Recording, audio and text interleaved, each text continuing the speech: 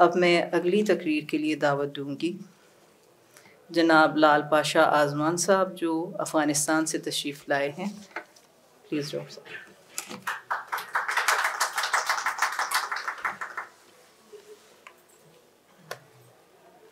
बिस्मिल्लाहिर्रहमानिर्रहीम। फ़िक़ी साहब फ़ारसी बारे में बताओ, सही रहेगा। पुख्तो बानी बच्चों को कोई क्या ना। آسیا یک پیکر آب و گل است، ملت افغان در آن پیکر دل است. از فساد او فساد آسیا، در گشاد او گشاد آسیا.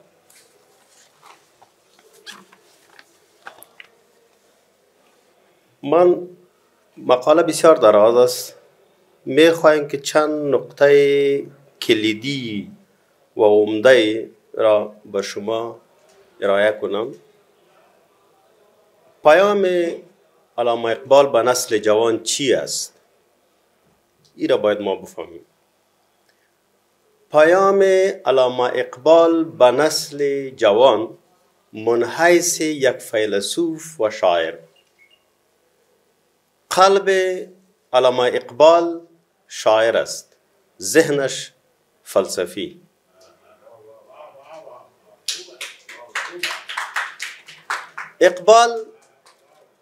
اقبال تفکر انسانی و ملت پرستی را دارد. بنیادگذار و ایجادگر تفکر ملت و در نقشه دنیا خانه مسلمان است.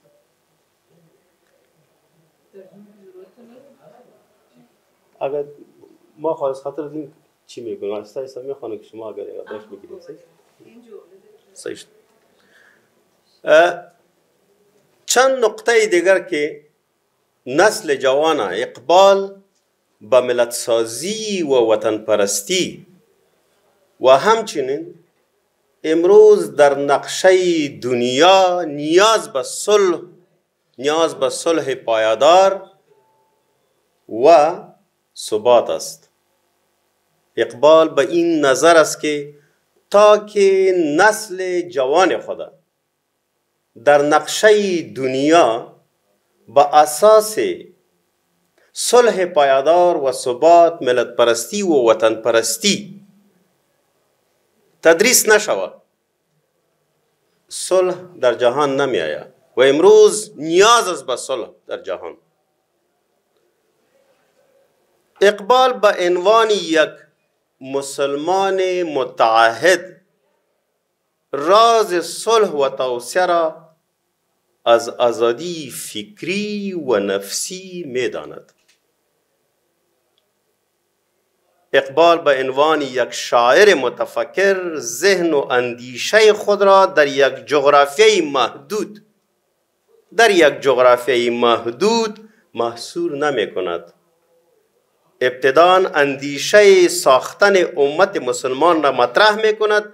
سعادت و ثبات جامعه را در ملت سازی می بیند و پیشرفت و سعادت جامعه را در آرامش، اخلاص، عشق و انسانیت جستجو می کند.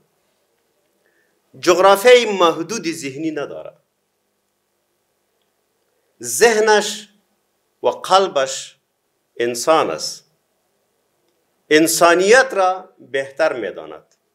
بعد از آن اما دنیا را می بیند، هم غرب می بیند، هم شرق می بیند و هم اروپا و چیزا را می بیند. پس می آید به کجا؟ به نسل خود میگه که عشق وطن پرستی در کجاست؟ او نسل جوان خود را به اساس ارزش‌های فرهنگی شرق شناسی آشنا می کند. او نمیخواد که نسل جوانش با افکار و فرهنگ و زیر تحت تأثیر فرهنگ غرب و تحت تأثیر فرهنگ اروپا بیاید. میخواد که شرق را به عنوان یک ملت مسلمان در هر جا عنوان نماید. از همان خاطر است که چند نقطه ای را که در اشعار عظیمه بسیار خواندم و مطالعه نمودم. دین پروری، ما به حیث یک ملت سر کدام ارزش ها جمع می شویم؟ مثلا از ایران، از افغانستان، از پاکستان، از ممالک اسلامی است. تنها و تنها نقطه وصل ما دین است، ارزش های دین است.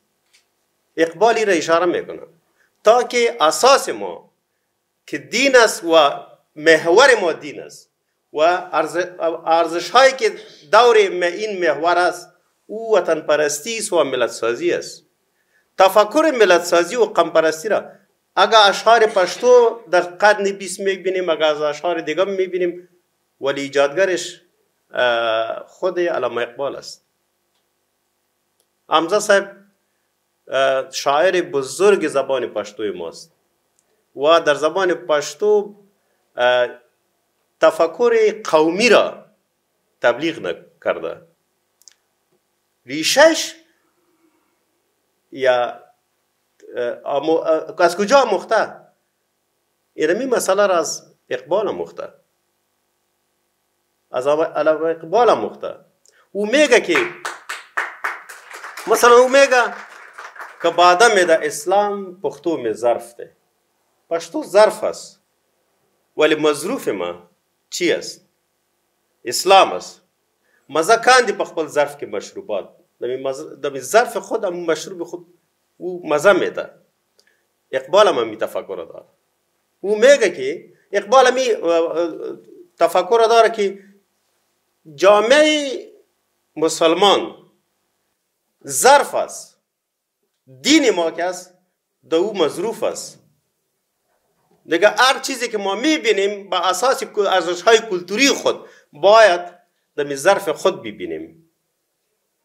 این تفکر علامه اقبال تبلیغ کرده و از خاطر از اینمی است که باز حمزه یک دو کتاب از را ترجمه کرده با پشتو که جناب رفیقی صاحب او را جمع‌آوری کرده و با اساس یک کلیات را چاپ نموده. دیگه نقطه کلیدی بشردوستی است. هیچگاه این آدم بزرگ ابرمرد تاریخ از بشردوستی چشم پوشی نمیکنه. اساس انسانیت و اساس بشردوستی در لطف و مرحمت و عاطفه که خودش یک بیان قلب شاعر میکنه و این قلب شاعر داره. خودی خواهر ما پیش سرش بحث کرد. خودی و خودشناسی در اشعار اقبال توسعه و تدریس برای نسل جوان ماست تا که ما به پای خود استاد نشویم، مستحکم نشویم، تا که ذهن ما با اساسات فرهنگی و ارزش‌های فرهنگی ما بلد نشه و ما جستجوی اساسات فرهنگی و ارزش‌های فرهنگی خدا نکنیم. ما نمیدانیم که کیستیم. ای از خودی برمیخیزه و خودی است که انسان را به پای استاد میکنه. ما اقبال برای ما درس میدهد که اگر ملت مسلمان میخواهد که با پای استاد شود باید ارزش‌های خود بفهمن و همیشه کوشش کنن که از تولیدات خود استفاده کنن. این یک بنیاد خودی را میبانه.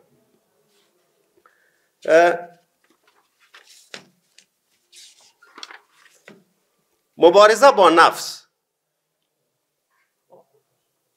علامه اقبال به حیث یک ابرمرد عرفانی همیشه کوشش میکنه که در چطور با نفس مبارزه شود و از خاطر زمین است که از اشعار از غالب سرچشمه میگیره که پیروی سبک هندی است و علامه مولانا محمد جلال الدین محمد بلخی از آن متأثر است و با سنایی هم آشنایی داره و مزار سنایی که میره اونجا باز یک شعر هم داره دیگه. همچنین از خوشحال خان خټک رابطه با اشخاص عرفانی ملی و اشخاص تاریخی داره. خوشحال خان خټک دو بود بسیار بزرگ داره که شمشیر و اشعار و زندگیش است. علامه اقبال هم مردی که ملت ساز است. هر کسی که تفکر ملت سازی را پیش قدم کرد او با تفکر جامعه را با تفکر ارزش‌های کلتوری و ارزش‌های فرهنگی خود می‌سازد.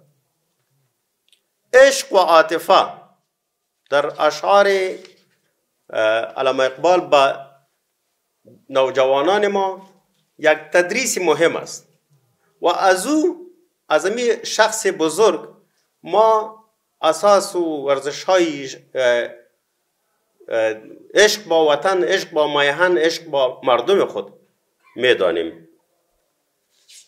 همچنین تفکر هنری تنها مسئله را با فلسفه ارائه نمی کنه، مسئله فلسفی را با زبان فلسفه ارائه نمی کنه یا تاریخی را یا مسئله عرفانی را، بلکه همه مسائل و ارزش‌های ملی خود را در اساسات در نوشته‌های هنری خود تقدیم میکنه. هنرمند و خیلی بزرگ یعنی در الفاظ و در واژه‌هایی که علامه اقبال استعمال میکند در آن ما میبینیم که تفکر هنری از چقدر وسیع است. میهن پرستی است که هم نسل جوان ما باید بفهمه که اساسات میهن پرستی در کجاست و علامه اقبال را باش توضیح میکنه.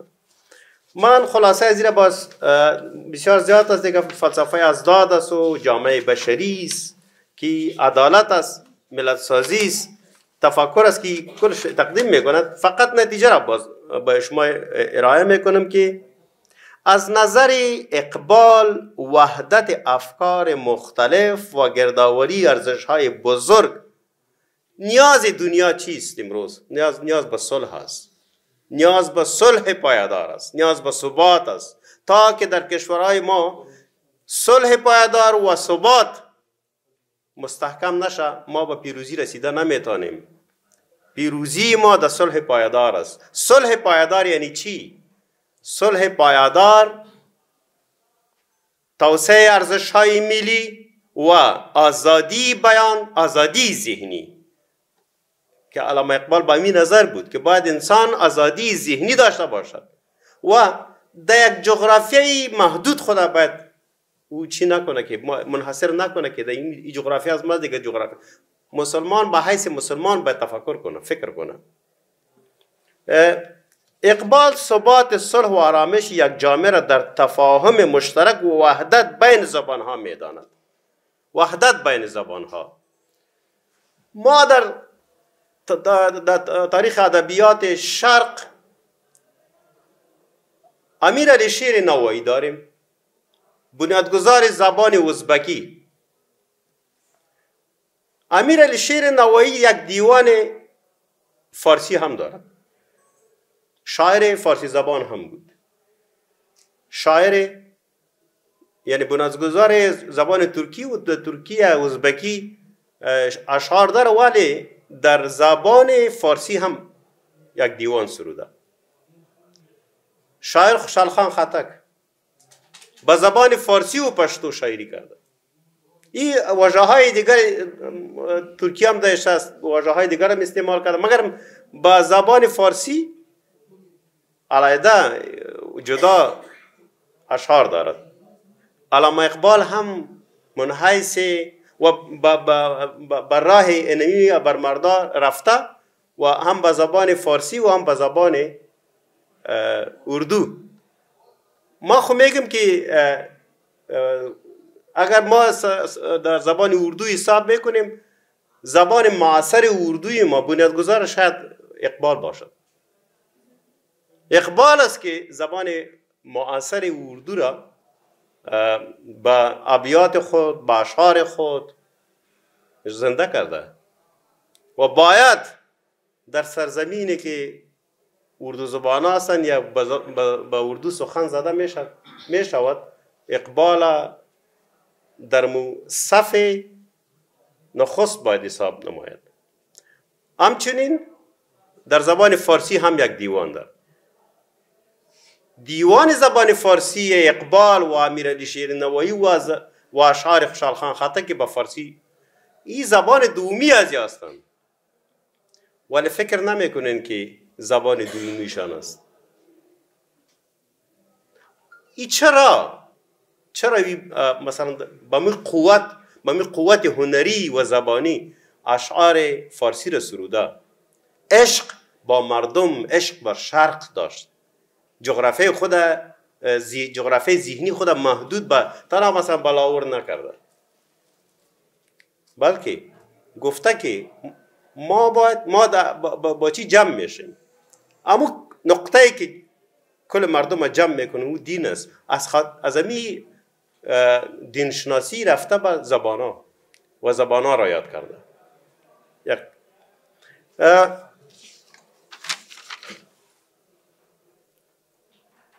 تفکر علامه اقبال ساختار یک جامعه بزرگ انسانی و اسلامی است. آرمان او گرد آمدن و جمع شدن مسلمانان به محور ارزش‌های اسلامی بود. در مجموع مسلمان را پیش آهنگ پرچم انسانی می‌دانست. او یک تفکر جداگانه داشت و این را به نسل جوان میگه. دیگه از خاطر از این میگه که ملت افغانه که توصیف میکنه و ارزش‌های افغانی ما را توصیف میکنه، میداند که آسیا قلبش که است او در کجاست. اگر قلب نارام باشه همه بدن نارام می باشه. و این تفکر از سعدی ما مخته. سعدی هم به می نظر است. دیگه مقاله خیلی دور و دراز است. تشکر از شما که ما را وقت دادین. ما خب به زبان پشتو تیاری گرفته بودم، میبخشید که به زبان فارسی شاید واژه های باشه که شما ما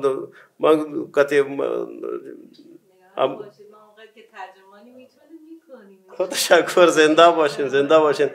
تشکر از شما. زنده باشین. خیر ببینین. فقط میدید ما اردو به ترجمه هم می‌کنیم همونطوری. اگه مثلا همونطوری مقاله اردو می‌خواید کلا چاپ بشه. فقط یک بیت علامه را که به پشتو ترجمه کرده، نه می ژبه د غزل ده نه خبری مل ژبه. نه زبان غزل ما از زبان غزل خود خبر نیستم و نه خو عربی که عجمی وی خو یو خوک دی وی گفتار. اگر از عربی باشه اگر از عجمی باشه، مگر بیانش باید خوش باشه و گفتارش باید خوش باشه. تشکر از همه شما.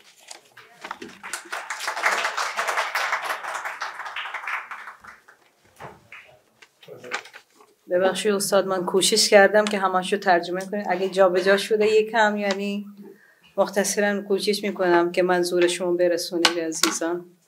मैं कोशिश करूंगी कि इनका जितना आप तक मुद्दा पहुंचा सकूं, क्योंकि बिल्कुल मेरी आदत है कि जब भी कोई तर्जुमानी करनी पड़ती है बिल्कुल डाइस पर साथ खड़ी हो जाती हूँ और वहीं एक एक जुमले का साथ साथ तर्जुमा करती हूँ ताकि कोई बात ऐसी रह ना जाए. लेकिन यहाँ कुछ थोड़ा बहुत बीच में कोई बात करने आता है तो वो 2 जुमले मिस. आसिया ये पैकर आबो गिलस, ये बड़ा अहम शेर जो इन्होंने आगाज़ में पढ़ा. आसिया ये पैकर आबो गिलस यानी जो एशिया है ये एक खाकी वजूद है. आप पैकर आबोगिल समझते हैं कि मट्टी गूंदी मट्टी का एक जिस्म पैकर से. मिलत अफ़गान तरन पैकर दिल است اور جو ملت افغان ہے یہ اس پیکر میں دل کی مانند ہے. از فساد او فساد آسیا، اس کی خرابی سے ایشیا خراب ہوگا اگر اس میں فساد برپا ہوگا. از گشاد او گشاد آسیا، اور اس میں اگر امن اور سکون ہوگا تو ساری دنیا میں ایشیا میں امن اور سکون ہوگا. میں چاندہ اہم نقطے آپ سے بیان کروں گا. اقبال کا پیغام نئی نسل کے لیے کیا ہے؟ ایک فلسفی اور شاعر کے علاوہ اقبال کا کلام یعنی شاعری کی شکل میں وہ ایک اہم جملہ جو آپ لوگ محظوظ ہو رہے تھے میں نے نوٹ نہیں کیا اور میں نے کہا شاید ترجمے کی ضرورت نہیں.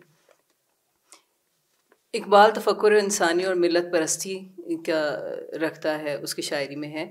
اقبال ملت سازی و وطن پرستی اور اس طرح دنیا کے نقشے پر امن و آشتی کا خواہش مند ہے اور چاہتا ہے کہ ثبات و ملت پرستی بڑھائی جائے اور صلح کے پہلو نکالا جائے. جب تک ثبات اور ملت پرستی اور ثبات اور ملت پرستی نہیں بڑھائی جائے گی، صلح کا پہلو نہیں نکلے گا.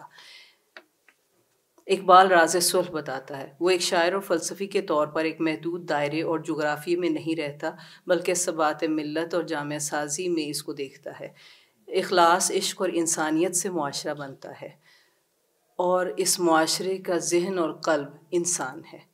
مشرق مغرب اور یورپ کو دیکھ چکا تھا. علامہ اقبال نے مشرق مغرب اور یورپ کو دیکھا تھا اور پھر انہوں نے کہا کہ وطن پرستی کی کیا حیثیت ہے؟ اس کی کوئی حیثیت نہیں ہے. وہ تہذیبی بنیادوں پر مشرق کی بات کرتے ہیں اور وہ نہیں چاہتے کہ نوجوان یورپ کے زیر اثر آ جائیں. دین پروری کے بارے میں بات کی کہ ہم ملت کے طور پر مختلف اسلامی ممالک سے ہیں، صرف دین کی وجہ سے ہم ایک ہیں کیونکہ ہمارا محور دین اسلام ہے. ملت سازی کی بات کرتے ہیں. پشتو کے ایک بڑے شاعر کی بات کی کہ اس نے اقبال کی شاعری کو بیس بنایا. اس نے کہا پشتو ایک ظرف ہے اور اسلام مظروف ہے. دراصل مسلمان معاشرہ ظرف ہے اور دین مظروف ہے. یہ خیال اقبال نے دیا تھا جو اس پشتو کے بڑے شاعر نے اپنایا. 2 کتابیں پشتو میں ترجمہ ہوئی جو جناب رفیقی صاحب نے جمع بندی کر کے چھاپ دی ہیں. بشر دوستی سے چشمپوشی نہیں کی جا سکتی. لطف و احساس و بیان کے لیے لطف و احساس و بیان قلب شاعر کو دکھا رہا ہوتا ہے. خودی خود شناسی اقبال کے اشعار میں ہمارے نوجوانوں کے لیے بہترین درس ہے. ہماری فرہنگ و تہذیب کو ہمیں بھولنا نہیں چاہیے. خودی ہے جو انسان کو اپنے پیروں پر کھڑا کرتی ہے. اقبال کہتا ہے اگر ملت اپنے پیروں پر کھڑی رہنا چاہتی ہے تو خود انحصاری سب سے ضروری چیز ہے. نفس سے جنگ کا اگلا موضوع تھا ان کا. اقبال ایک عارف کے طور پر نفس سے مبارزہ کرتے ہیں اور وہ مزید آگے یہ کہ غالب سے وہ سب کے ہندی میں متاثر تھے اور جلال الدین رومی سے بھی متاثر تھے اور خوشحال خان خٹک سے بھی، سنائی سے بھی. ان سب کے اثرات ان کی شاعری پر دکھائی دیتے ہیں. تاریخی اشخاص کو بھی انہوں نے پڑھا اور ان کے بھی ان پر اثرات دکھائی دیتے ہیں. شمشیر و اشعار اور زندگی خوشحال خان خٹک کے اشعار میں یہ واضح دکھائی دیتے ہیں اور علامہ اقبال کے اشعار میں بھی. عشق اور عاطفہ احساس کو کہتے ہیں. عشق اور عاطفہ اقبال کے اشعار میں ہمارے طالب علموں کے لیے بہت تاثیر گزار ہے. اپنے لوگوں سے محبت اسی کی بنیاد ہے، اس کی بنیاد ہے. یعنی جو بات وہ پیش کرتا ہے انسان شناسی اور بشر دوستی کو اس کی بنیاد بناتا ہے. فلسفیانہ مسائل کو فلسفیانہ زبان میں نہیں بلکہ اپنے ہنر کے ساتھ آسان لفظوں میں بیان کرتا ہے. الفاظ اور کلمات جو استعمال کرتے ہیں وہ آسان ہیں اور گیرا ہیں. دنیا میں صلح و امن و آشتی کی ضرورت ہے اور ہماری کامیابی صلح پائیدار میں ہے. آزادی ذہنی صلح پائیدار میں ہے. جو آزادی ذہنی ہے، ذہنی آزادی کو وہ دراصل صلح پائیدار کہتے ہیں. جغرافیے میں سرحدوں میں خود کو محدود نہ کریں. وحدت بین زبان کامیابی ہے. تمام زبانوں کے درمیان جو وحدت اور یگانگت ہے اس میں کامیابی ہے. ازبکی زبان کی بنیاد امیر علی شیرنوائی نے رکھی اور ان کا ترکی اور فارسی میں بھی کلام ہے. یہ جو وہ کہہ رہے ہیں زبانوں کے درمیان وحدت، یہ اس کی بات ہے کہ جو بھی شاعر بڑا تھا جس نے لوگوں کو نزدیک کرنے کی کوشش کی اس نے مختلف زبانوں میں شعر کہے. خوشحال خان خٹک نے فارسی میں بھی اور پشتو میں بھی شاعری کی. اقبال کی فارسی اور اردو شاعری میں شعر ہیں. شاید اردو کی بنیاد ہی اقبال نے ڈالی ہو بر صغیر میں، کیونکہ اس دور میں اردو کا آغاز تھا. شاید اردو کی بنیاد ہی اقبال نے ڈالی ہو کیونکہ اس نے اردو کو زندہ کر دیا. اقبال کو اردو کی پہلی صف کے شعراء میں شمار کرنا چاہیے. فارسی کہیں سے بھی اقبال کی دوسری زبان نہیں لگتی. ہنر کے اعتبار سے اور الفاظ کے اعتبار سے ہر طرح سے مکمل ہے. وہ چاہتا ہے کہ سب ایک جگہ جمع ہو جائیں. علامہ اقبال کی فکر مسلمانوں کے اتحاد کے گرد گھومتی ہے. مسلمان ایک انسانیت کے پرچم کے نیچے آ جائیں. یہی وہ نوجوانوں کو درس دیتا ہے. بہت شکریہ. امید ہے کچھ موضوع میں نے آپ تک پہنچا دیا، کیونکہ اتنی جلدی فکروں کو اس طرح سے منظم کرنا ذرا مشکل ہو جاتا ہے.